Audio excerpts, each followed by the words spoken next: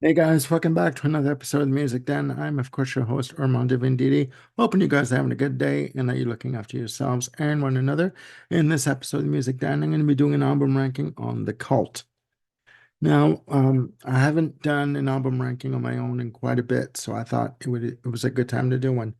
Now, just a bit about The Cult. The Cult have had a very interesting history in terms of being a band. They've released 11 albums to date, the most recent being Under the Midnight Sun, released on October the 7th of 2022. Um, they're a band that have broken up, reunited, broken up, reunited.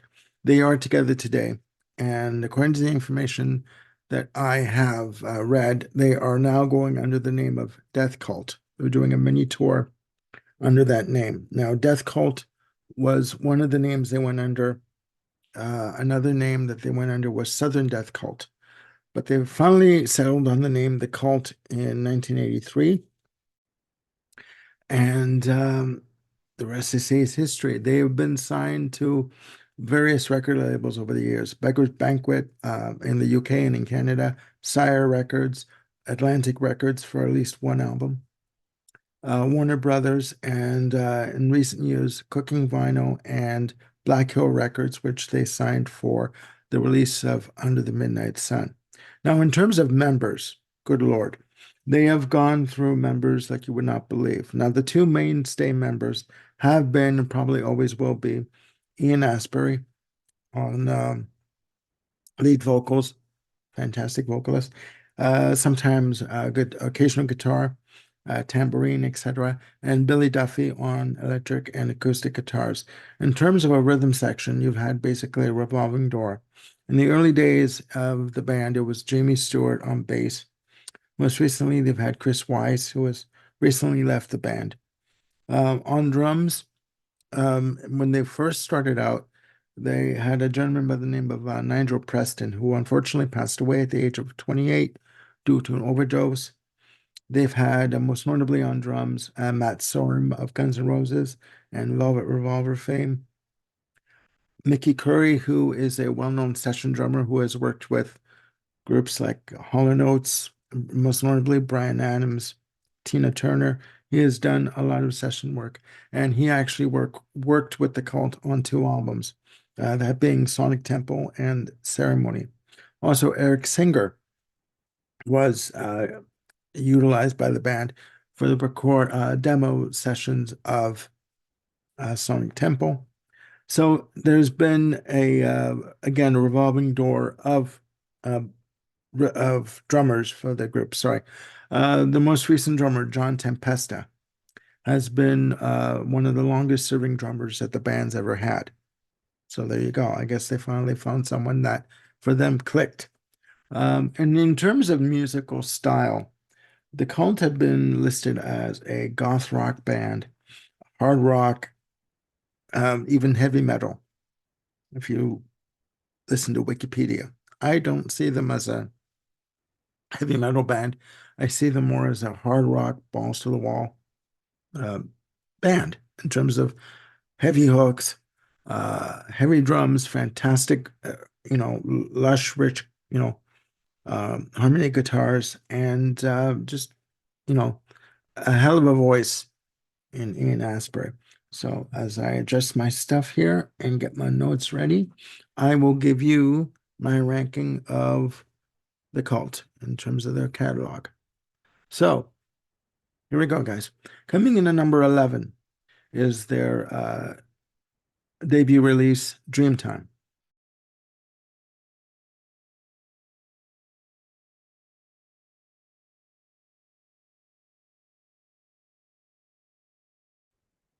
As you can see, I put the two covers on on the screen for you. Released in 1984. Um, it's listed as a goth rock album, and in terms of that label, I would say it's as close to goth rock as you could possibly get. Good drums, good drum sound. They used two producers, One that, and the names are escaping me right now, but one drummer, sorry, one producer that basically recorded all the drum tracks, and they brought in another producer to produce the rest of the album with regards to guitars, etc. Um, the lead off single is called Spirit Walker. Again, it's a very dense album, heavy bass, heavy use of guitars as an adornment to a kind of like a backdrop to what's going on musically, but also heavy texture of guitars too. Um, Other songs of note on the album are Horse Nation, 83rd Dream, Butterflies, Gimmick. Um, it's not an album that I would really go back to in terms of an album from for the cult or from the cult. But for hardcore fans, that you should really check it out. Um, I can't really, in terms of a musical reference, in terms of a comparison to another band, I couldn't really compare them to any other band. I was going to say Ministry, but I'm not sure if that's the right uh, band to compare them to for that album. So coming in at number 10 is Born Into This.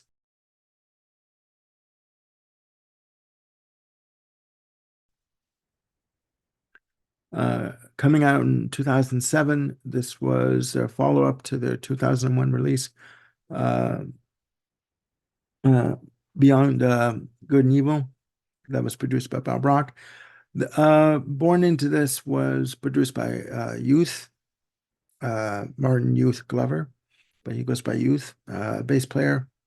Um, this album sees the band kind of looking for a direction of where to go. Um, it's a good album, heavy guitars. The one thing you can say about the Cult is they do um, have the guitars in the mix up, like prominent up in the mix. So, um, and Billy Duffy's guitar style is very uh, distinctive. You know who it is when the music starts. Like it's amazing. He's very ornate and very intricate in his guitar passages and his solos. So again, tracks of note are the title track, Born Into This. Citizens is another good track. I believe it's his second track on the album. Diamonds is the one that kind of stands out to me because it sounds like they have like drum loops in terms of for a drum track on this track. And it's good. It's good. The other track of note, last track I can mention is Dirty Little Rock Star, which is more of a straightforward rock track. So yeah, it's a good album. Again, I do think that they were kind of trying to find a direction of where to go on this album.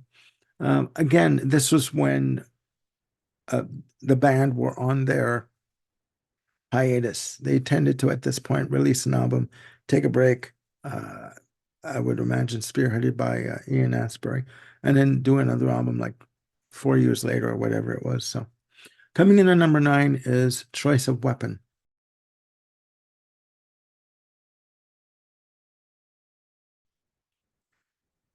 Released in 2012. Uh, as you can tell from the cover, showing the shaman on the front cover. Very interesting cover. Very definite and a distinctive cover. This is one of the 5 albums that was produced by Bob Rock. Uh, Single Honey from a Knife is a good one. Is a good one. Again, very heavy album. Um, and all through their career, the Cults have always had topics of themes of, I should say, of Indigenous and Native American rights. And that is spearheaded by Ian Astbury's interest in that, being Indigenous himself. Um, Again, Honey from a Knife was the lead-off single. Other songs of note on the album are Elemental Light, The Wolf, uh, Life Less Than Death, um, Just really good, hard-hitting, heavy guitars. For the Animals is another good track, and Amnesia is another good one. Um, Again, it would be another 4 years before they would release um, another album, also produced by Bob Rock. He had produced five albums for the band, starting with Sonic Tempo. And you can always tell Bob Rock's production in terms of drum sounds, etc. So, moving on. Coming in at number 8 is the Hidden City,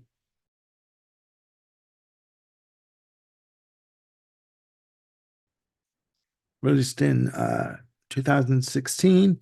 Their last album to be produced by Bob Rock to this point. Um, Very heavy album, very heavy album. Fantastic guitar work from Billy Duffy. The single Dark Energy um, is great. It's heavy. It is brooding in terms of the vocal delivery by Ian Astbury. Other songs to note are No Love Lost, Dance the Night, which also features um, Bob Rock on guitar. Hinterland is another single from the album. In Blood is another good track, and Birds of Paradise, you know, fantastic, fantastic, really heavy. Unfortunately, Hidden City, I believe, peaked at number 153 on the charts, and Born Into This, I do believe peaked in the hundreds on the chart. So they were kind of, I don't know. I mean, they were releasing albums at this point, obviously, but it wasn't, I guess, how, it wasn't receiving the same reaction that their albums in the 80s and into the 90s, in terms of the fan reaction. But still good music. Still good music. And again, I should say too, at this point, Ian Astbury would say around 2007, after Born Into This, that they would no longer release albums because albums were not selling anymore. It's a dead medium, and they were, um, you know, a band that did not have enough of a attention span in order to release a full album. They thought it would be better to maybe just release bits and pieces in terms of singles, but then obviously they changed their mind after uh, releasing Hidden City and Choice of Weapon. So enough of my rambling, guys. Sorry. Coming in at number 7 is Love.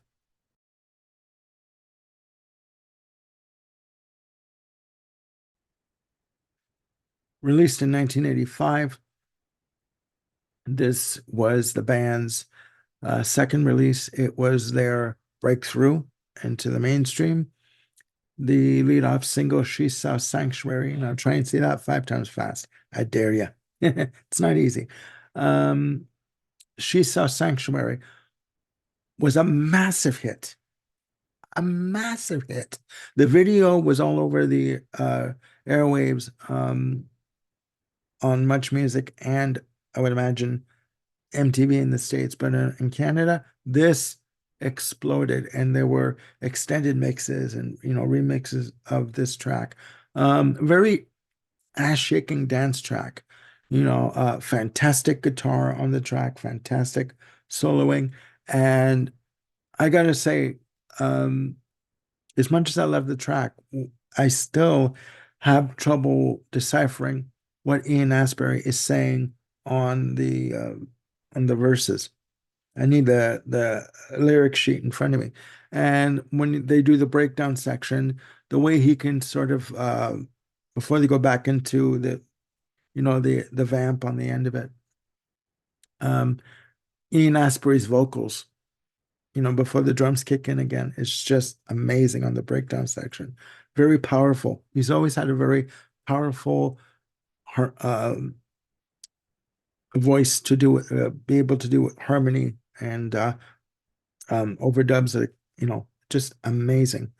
Other songs of note on the album are Rain, uh, Revolution, which were the two other singles. This album for me, I mean, aside from She Saw Sanctuary, being sort of a dance-oriented track, the rest of the album is good. It's for me, it has a bit of a 1960s psychedelic feel to it. I don't know why, but it kind of reminds me of that. So, other songs of note are Nirvana on the album and Brother Wolf, Sister Moon. Really good, really good. Coming in at number six is Ceremony,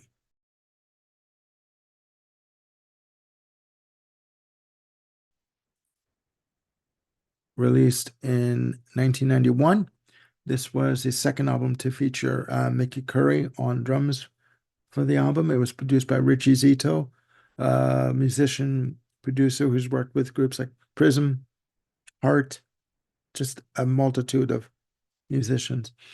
Um, this album courted controversy in that, as you saw the picture of the Native American boy on the cover, the band got into trouble because they would not give him permission to use that picture for the cover.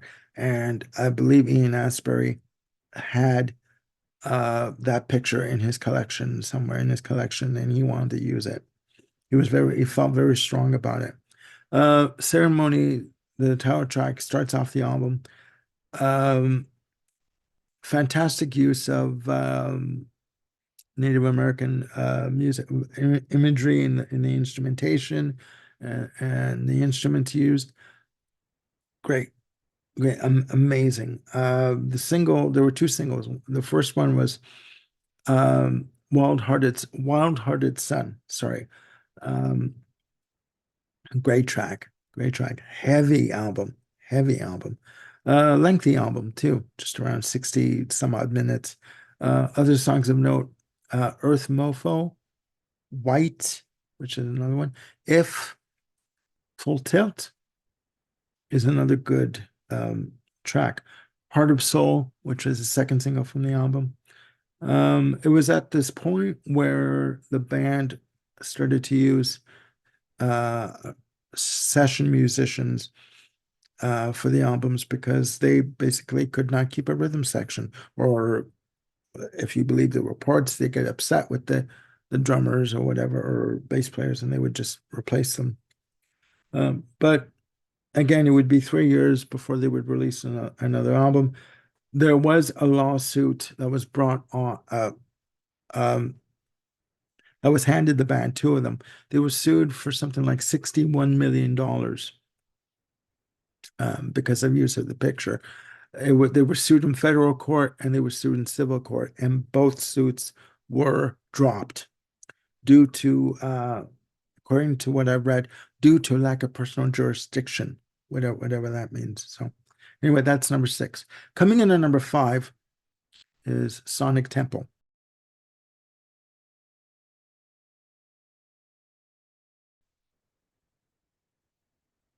Released in 1989, first album to be produced by Bob Rock. Fantastic album. Heavy album. This was their follow-up to the 87 release Electric.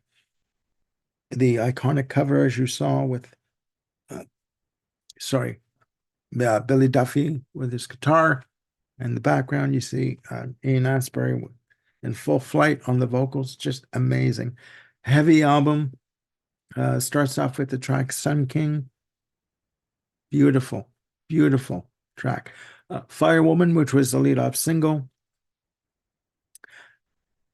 I like Firewoman in terms of the intro, because on the intro you have, just some guitar chords being strummed, and then you hear Ian Astbury come in on the vocals, and then you hear the drums coming in very slowly, build, build, build, and then they just explode.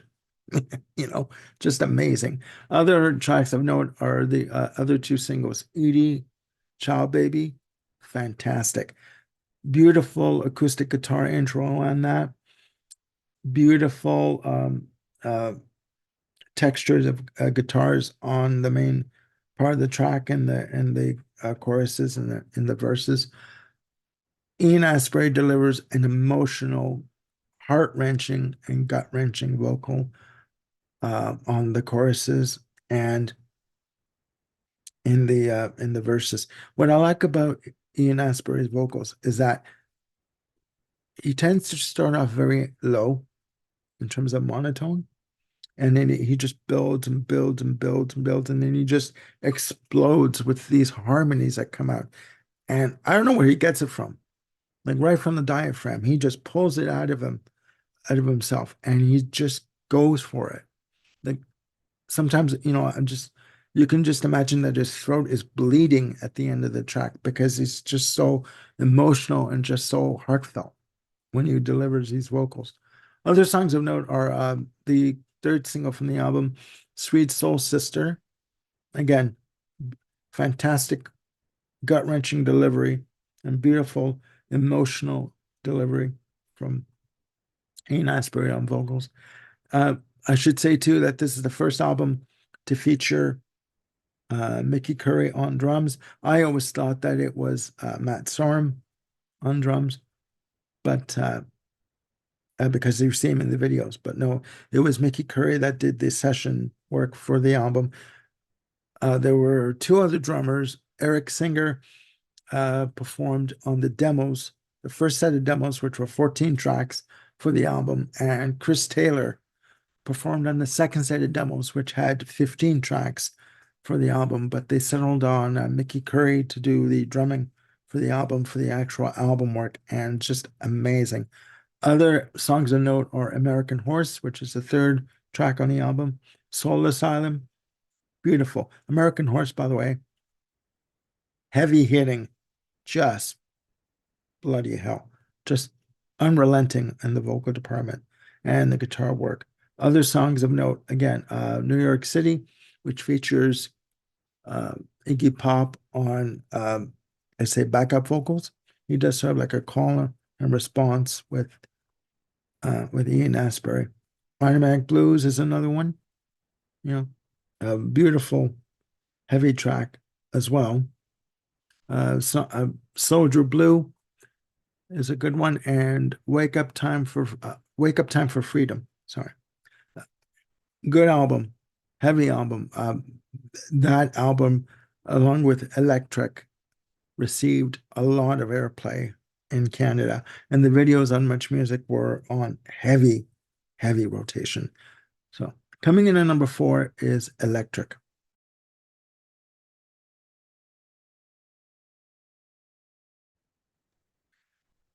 Released in 1987, album produced by Rick Rubin. This album sees the band going for a much more stripped down guitar, bass, and drums approach. Just a good balls to the wall rock album. Songs like the lead-off single, Love Remover Machine, it received a lot of airplay on Much Music, every half hour at least. Heavy drumming, heavy, fantastic bass work from Jamie Stewart, Billy Duffy on the guitar, just a blistering guitar solo and the different sections. And again, another vocal delivery from Ian Astbury where you would think that his throat was bleeding at the end of the recording session, or at least one take for the track. Other songs of note are Wildflower, which leads off the album, but it's also another single. Just again, another song where Ian Astbury starts off low, very monotone, and then his vocal delivery starts to build and build. And then into the chorus, he just explodes, just like oh God, just out of nowhere. Another song of note is Little Devil, the third single from the album. Peace Dog is the second track on the album. Very good. Electric Ocean is another one. And they also do a version of Born to Be Wild. They didn't really want to do it, but I think they were urged by their record company, uh, Phonogram, in order to, like to release a song on the album to do the cover. I think most bands, I believe it was Bill Schuster who told me that uh, Blue Oyster Cult did a version of Born to Be Wild, but I think most bands do that song as a cover at some point in their career. Coming in at number three is The Cult, self-titled.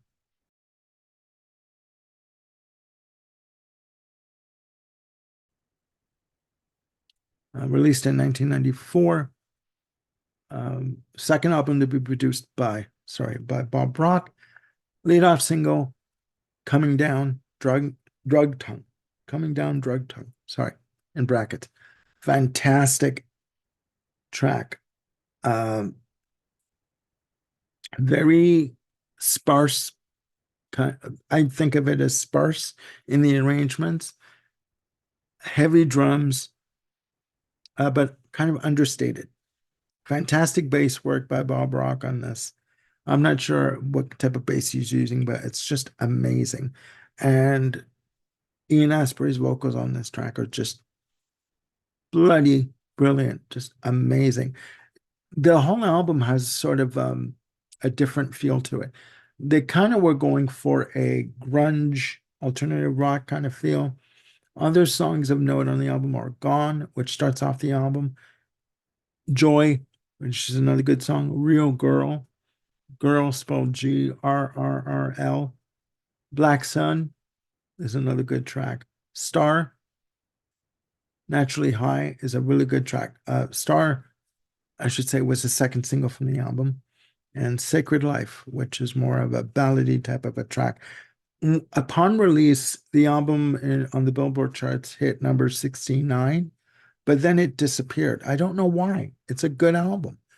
The, the one thing I really am not a fan of is almost every other song, Ian Astbury is swearing using the F word. And I don't know why. He starts off on Gone with the F word, and he just keeps going with it through every track. I don't understand it. But he can do whatever he wants. He wrote the song, right?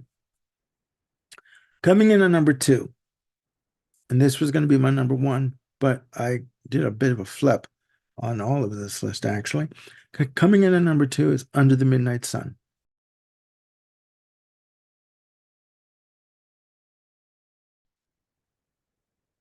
Released on October the 7th, 2022. Short album, 8 tracks, 37 minutes and change, produced by the band and uh, Tom Dalgetty. Sorry, I almost forgot the name. Fantastic album. It's sort of split up into two parts. The first 4 tracks are more of feature more heavy or guitar and kind of a rock feel. The lead off track, Mirror, and a couple of the singles that were released were co-written with uh, Ian Astbury, uh, Billy Duffy, and Tom Dalgetty. Mirror is the lead off track, as I was saying. Good, heavy track. The guitars on this album are almost used orchestrally, right? Kind of like as a backdrop to what's going on lyrically, which is great. Cut Inside is another single. Vendetta X is another fantastic track. Track 3, Give Me Mercy, which ends off side 1, which was the first single from the album. And to me, this, you kind of saw the band, in my opinion, in a more mature frame of mind. Ian Astbury was saying for the press junket for this album, we need to find a new language to communicate with one another as a society, because what we're doing isn't working. We need to find another way to communicate, to get our message across to each other, and for us to understand one another and where we're coming from between each other, not necessarily the governments, our businesses of industry, but to one another. And Give Me Mercy says exactly that. It's basically saying that if you give me time to figure out what it is I need to tell you, I know I want to tell you something. I know I want to tell you what you mean to me, but I need time in order to explain to you. Uh, Give me mercy, a new language. Love will find you. So he's basically telling whoever it is he's communicating with, I know I owe you an explanation. Give me time to give you that explanation. So it's a very emotional track for me, as you can tell. Other songs of note are Outer Heaven, starts off side two. Side two is more of the orchestral, softer side, but no less heavy, but great. Knife Through Butterfly Heart is great. Impermanence is another good, really heavy track. The title track, 5 minutes, 40 seconds, is fantastic. Um, Starts off very low, very somber, almost brooding, and then you hear an orchestral arrangement come in as a backdrop to what he's singing, and it's very emotional, and it hits home. The inspiration for the album title Under the Midnight Sun, they had been performing in Helsinki, I believe it was, and it was 3 o'clock in the morning. They had taken to the stage, and the sun was still out because that was a point where the sun was out 24 hours. And he found it very surreal to be surrounded by people doing a gig at 3 in the morning with the sun still out and people enjoying themselves and just having a great time. So that's my number two. Coming in at number one is Beyond Good and Evil.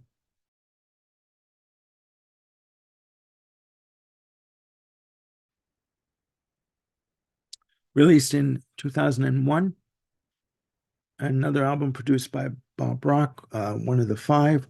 The only album to be released through Atlantic Lava Records. Heavy as all get out. Amazing, beautiful, just lush in the arrangements in terms of heavy guitar, heavy drums, just blistering drums provided by Matt Sorum. That this would be the only album that he would record with the band, but just amazing, amazing. Songs of Note, War, Process starts off the album. Again, heavy. Good Lord. The Saint, another second track, a great track. Rise, which I think is one of the only singles released from the album. Take the Power, just blistering. Um, and the way that Ian Astbury does the call and response in terms of the vocal delivery, just like get up, enough. Like, he can do it like no one's business. Other songs of note are Breathe, fantastic track. Nico, which for me is the centerpiece of the album. Beautiful melody, beautiful lush production on it.